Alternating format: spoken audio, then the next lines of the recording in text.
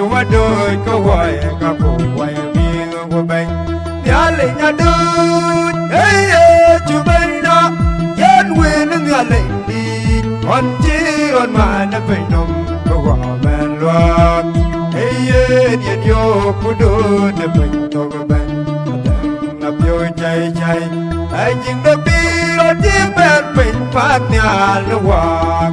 Hey, my dear, I love you, get the view do it. Whoa, what a two good soul. Hey, you took, no one will work. Yaling a dude, hey, you bend up, yan winning your lady. Don't cheat on mine, if I know, go up and lock. Hey, you could do the bend of a bend.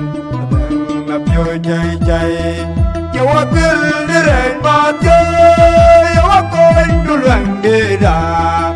Don't know what you want, you are good, you man. Could only get word on the coin queen when you wait.